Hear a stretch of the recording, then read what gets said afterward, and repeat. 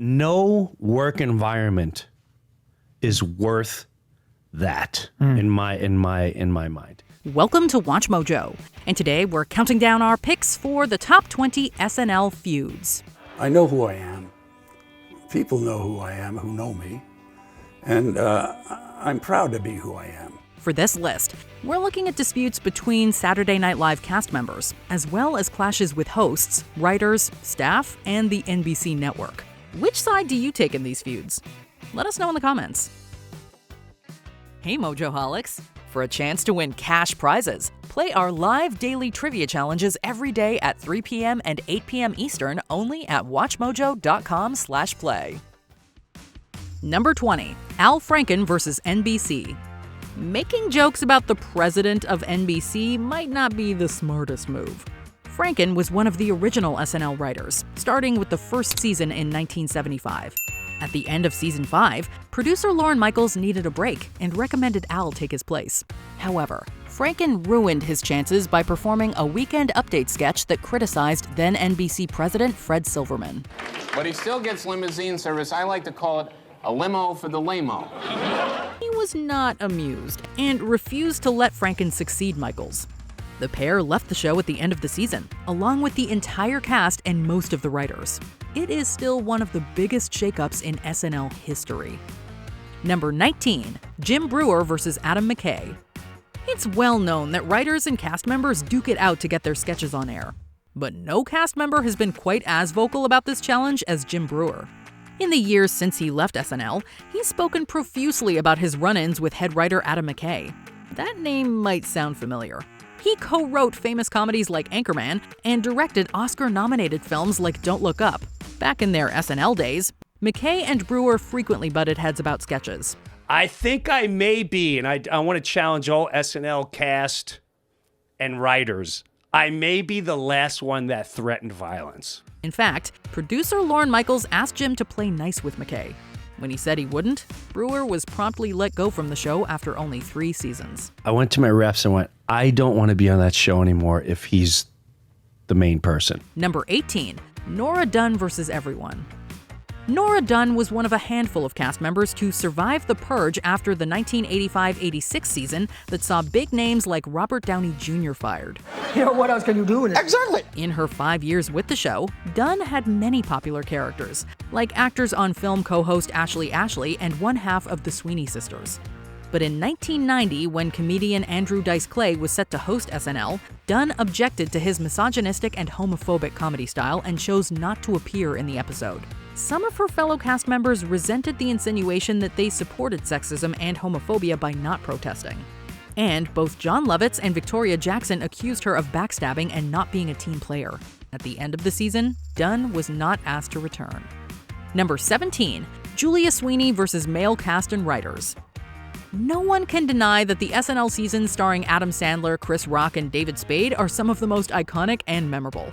But for Sweeney, being one of the only women during the Bad Boys of SNL era didn't work out well. She did find success with her androgynous character Pat.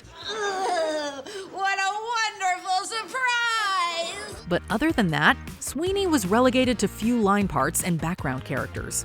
After her 4th season, she left the show to pursue other projects, including the feature film It's Pat. I hopped aboard that bus knowing that I was on the road to fame and fortune. She's since gone on to have a lengthy movie and TV career, with several successful one-woman shows. That'll show 'em, Julia. Number 16. Donald Trump vs. Lorne Michaels. Trump is not known for holding back his thoughts about, well, pretty much everything. So it's no surprise that he's been vocal about his impersonation on SNL. Do you have a message for Alec? Well, I think I'm a much nicer guy than he's portraying.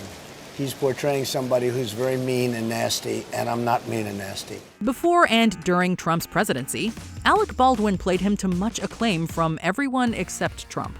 But it was the portrayal by cast member James Austin Johnson that caused Trump to take some jabs at executive producer Lorne Michaels.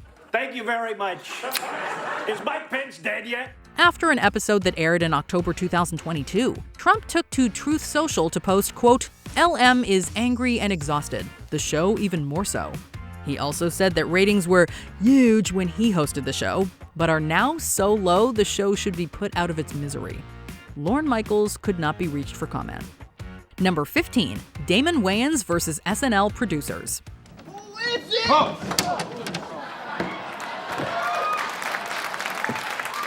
knocking on my door? It's one of the shortest tenures in SNL history. Wayans lasted less than 1 season, fired after just 12 episodes. Wayans felt the producers and writers didn't let him showcase his talents, and instead gave him bit parts. Wayans decided to take matters into his own hands. During a live performance, he completely changed his character from a tough cop to an effeminate one. Why you ain't in jail, Miss... Oh, that's right, you missed the Monopoly. This broke Lorne Michaels' no improv rule, and Wayans was immediately fired. Thankfully, he went on to write and star in the comedy sketch show In Living Color. It became a cultural phenomenon and helped launch the careers of superstars like Jim Carrey, Jamie Foxx, and Jennifer Lopez. Number 14, Pete Davidson vs. Louis C.K. This one might be less of a feud and more of a tattletale situation.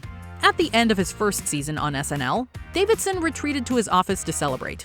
This party of one involved him smoking some devil's lettuce. This seemed to offend that week's host, Louis C.K., who accused Pete of ruining his career by smoking too much. And I was like so high, I was like, that didn't happen. I was like, no. Pete even received a call from Lorne Michaels, who suggested he curb his drug use. He jokingly agreed, but we get the sense that CK's comment didn't change Pete's mind too much. And then he goes, yeah, so I guess, what you could do is, I guess, because he said you smoke a lot of weed, so maybe you could just, watch the amount of weed that you smoke. And I was like, all right, I'll watch. I was like, I'll never leave it out of my sight. I was like, no problem. I'm a man of my word. Thankfully, he went on to star on SNL for 7 more seasons. Number 13, Norm Macdonald vs. NBC. If the president of NBC asked you to stop making jokes about his friend, most people would probably oblige, but not Norm Macdonald. During his Weekend Update hosting gig, Norm incessantly ripped on O.J. Simpson, presuming his guilt in his sensational murder trial. This week at the O.J. Simpson trial, the infamous bloody glove was finally introduced into evidence, and O.J. didn't help his case any by blurting out, "There it is, I've been looking all over for that thing." This didn't sit well with his friend and West Coast NBC president Don Ohlmeyer. He fired Norm from Weekend Update, saying he was not funny enough. And he even refused to promote Norm's film debut, Dirty Work, which tanked at the box office but has since become a cult classic. Note to self, learn to fight. Thankfully, Norm went on to have a prolific TV, film, and stand-up career. Who's not funny again? Number 12. Chevy Chase versus the mid-90s and mid-80s casts. Not known for his friendly demeanor, this SNL alum returned several times in the 80s and 90s to host the show. During his hosting stints, just like when he was a cast member, Chevy managed to outrage just about everyone. Will Ferrell overheard him making misogynistic comments to a female writer. He ridiculed Robert Downey Jr. about his deceased father.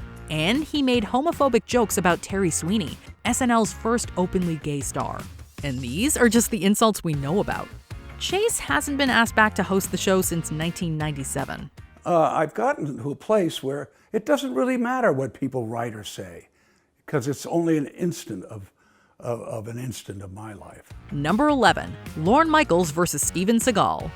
Could Seagal be the worst host ever to grace the SNL stage?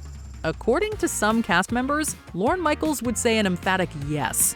Apparently, Seagal gave many of the writers a tough time, requesting that he be allowed to write his own sketches. His comedic timing was also way off, and he refused to poke fun at himself or his career. Well, I don't want you to say my name anymore, you hear me? When asked to appear in a sketch where Hans and Franz beat him up, Seagal went so far as to lock himself in his dressing room. Mr. Seagal, I didn't see you. I couldn't help overhearing what you guys were saying. Michaels banned Seagal from hosting, and he hasn't returned to 30 Rock since 1991. Number 10, Will Ferrell versus Chris Kattan. Will Ferrell and Chris Kattan were beloved during their times on SNL, with characters like the Roxbury guys still making us laugh hysterically. However, things allegedly got frosty during production for the A Night at the Roxbury movie. What? Kattan, in his memoir, claims he was pressured by SNL creator Lorne Michaels to pursue a romantic relationship with a prominent potential director for the movie. Kattan reportedly went along with it and maintained that Ferrell then disapprovingly gave him the silent treatment before ending the friendship. No! Stop talking to me! Fine, my pleasure. Good! Fine! Nice! We hope they can mend fences and bring the Roxbury guys back at least one more time. Hey, for this wedding! What are you doing? Oh, don't get over your head! That's so dumb! Stupid head! Number 9. Tracy Morgan versus Jimmy Fallon. One of the most fun parts of watching SNL is seeing cast members try and fail to contain their amusement on air. However, Jimmy Fallon's habit of laughing during sketches or breaking is notorious among SNL fans. David.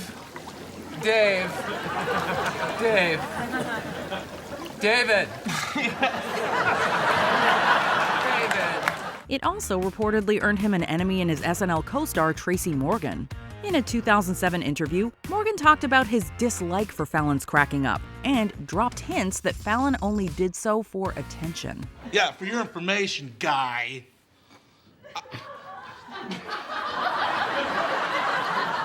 Morgan also said that he instructed Fallon not to laugh during their sketches together. Morgan has appeared on the Fallon-hosted Tonight Show multiple times, so feud over? I love you so much, man. I miss you. Thank you. I love you too, Jay. I'm happy that you came in studio. I have so many things to talk to you about. Thank you for having me. Number 8. Victoria Jackson versus everybody. When you think of labels to describe SNL cast members, religious conservative isn't necessarily the first thing that springs to mind. But Victoria Jackson reportedly rubbed numerous cast members the wrong way for, among other reasons, proselytizing about her faith. First of all, I'm a mother first, and I'm a Christian second, and I'm a wife/lover third, and I'm a housekeeper fourth, and fifth, I'm a news reporter, Dennis, fifth in my priorities. Some also took issue with her demeanor and even her high-pitched voice, which Jackson says is caused by a medical condition. Woody! What? Woody's related to Woody Allen! In a confrontation with cast member Al Franken, Jackson reportedly suggested it was her mission to save the other cast members from hell. Jackson has become even more outspoken about her beliefs since leaving SNL. I know when I was 6 years old, I learned in Baptist church, if you love Jesus, the world will attack you because they hate Christ. Number 7. Kanye West versus Backstage. Bro, by 50%, Stanley Kubrick, Apostle Paul, and Escobar. By 50% more influential than any other human being. Kanye West has had numerous memorable appearances on SNL, for good and less than good reasons. In one particular case, the drama happened backstage. Before the show, West went into a rage over part of his set being dismantled by stagehands. Audio from this moment later leaked online, and in the recording, West famously goes off about breaking the internet. Y'all ain't gonna do this. We breaking the internet. But West's bad manners didn't get him banned from the show. It took SNL honcho Lorne Michaels to calm Kanye down, and the show proceeded without a hitch. He was back 2 years later for the season 44 premiere, and his behavior, although not a feud, once again made headlines. Number 6. Eddie Murphy versus David Spade, The Show. What happened, basically? There was something I said on Saturday Night Live years and years ago, and when I was on, and then... What'd you say? Oh. Eddie Murphy left SNL in 1984, 6 years before David Spade joined the cast. However, some bad blood reportedly formed between Murphy and the show after he left. In a sketch, Spade referred to Murphy, who had just appeared in the poorly received Vampire in Brooklyn, as, quote, a falling star. Look, children, it's a falling star. Make a wish. Murphy says he didn't take too kindly to this teasing, and that the negative feelings lasted for years. My feelings are so hurt that I loved Eddie Murphy so much, and he hated me. Yeah. I'd rather just wonder if he ever thought I was funny. Now I have proof. However, Murphy soon resumed making box office hits, and in season 45, he returned to host for the first time in 35 years in a well-received comeback. Number 5. Tracy Morgan versus Chris Kattan and Sherry Oteri. SNL cast members are professionals, so it's not easy to tell just by watching who does and doesn't like each other. Aside from Jimmy Fallon, Tracy Morgan said he also had a conflict with two of his castmates, the aforementioned Chris Kattan and Sherry Oteri. In his autobiography, I Am the New Black, Morgan says, in very profane terms, that he received poor treatment from Kattan and Oteri and mocked the state of their post-SNL careers. And he didn't just leave it there. When the time came to record the audiobook, Morgan went further into his issues with the stars. Be good to Tracy Morgan or he won't be good to you. Man, just plead your case before I throw your freaky deaky ass out of my courtroom. Number 4, Mike Myers versus Dana Carvey. Party time, excellent. The stars behind one of SNL's greatest duos, Wayne's World hosts Wayne and Garth, were not always so friendly behind the scenes. There were reportedly some pretty big wedges between Mike Myers and Dana Carvey. It's funny, when we see each other, we just talk all over each other. Word was that Myers tried to keep Carvey from playing Garth in the first Wayne's World movie since he didn't want to be potentially outshone. What am I, some sort of chimp? With you as always as Garth? Jim to your Marlon Perkins? Carvey also reportedly had a grudge, claiming that Myers had stolen his impression of Lorne Michaels and used it for the Dr. Evil character in the Austin Powers film. Okay then. We hold the world ransom for $100 billion. Myers and Carvey have reunited multiple times since SNL, so bygones may be bygones. Right, Garth? Yeah, right, and monkeys might flatter my butt. Yeah, all right. Number 3, Chris Kattan versus Norm Macdonald. Chris Kattan is certainly no stranger to SNL Feuds. In a Rolling Stone interview, cast member Norm Macdonald, not known for his sense of restraint, had some choice words about Kattan, saying, among other things, that he didn't think Kattan was funny. And I don't know what happened. He just started... Garth Brooks was, we did like a pitch meeting, and he started saying things in the pitch meeting like, you don't want to do it. Kattan is quoted in the same article as calling Macdonald an offensive word that starts with an A. Are you sure they understand what you're saying? This all took place when both Kattan and Macdonald were on the show, and according to at least one source, Macdonald didn't keep his dislike for Kattan private on set either. However, after Macdonald unexpectedly passed away in 2021, Kattan revealed that the feud had been partly embellished for the sake of the media, and that these two wildly different comedians actually shared a mutual respect and a, quote, comedic love. Frankly, usually I try to have some kind of ironic twist or moral in these things, but I got nothing this time. Number 2, John Belushi versus the female writers and cast. John Belushi is widely considered to be one of the best cast members in the history of SNL. I'm sold now. I'm sold now. But it seems that his views on gender were anything but good.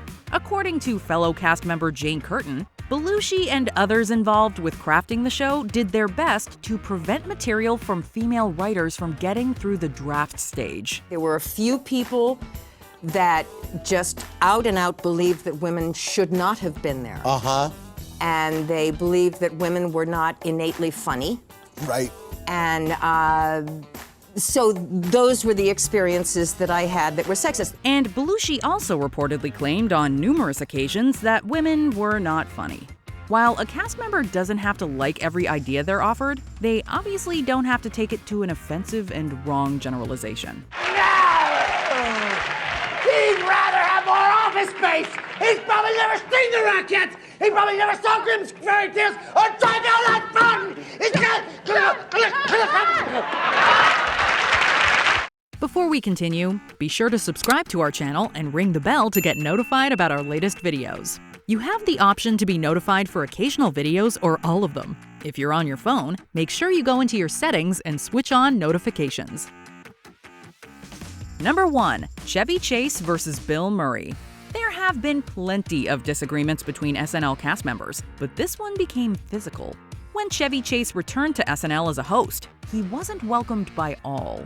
Chase was confronted by Murray, and it soon turned from a war of words into a more intense altercation, right before airtime. And basically, words were said just before the show. Oh, when I was supposed to go in the makeup room, and he got me. That makes it easy. He got me really pissed. I finally went to his dressing room just before the show and said, and opened the door and said, if you say something like that again, I'm gonna, whatever. Things stopped before it had a chance to really get ugly, but apparently there was no sustained animosity between Murray and Chase. And the two later shared a memorable scene together in Caddyshack. Buddies for life, I think. I'll drop by. You drop by my place anytime. In an interview with Howard Stern, Chase revealed that although not close, they are friendly with one another and are on good terms. Yeah, if someone invites you, you'll go. Yeah, and I think we've made an effort over the years to get to know each other better and to put that stuff behind. Did you enjoy this video? Check out these other clips from WatchMojo, and be sure to subscribe and ring the bell to be notified about our latest videos.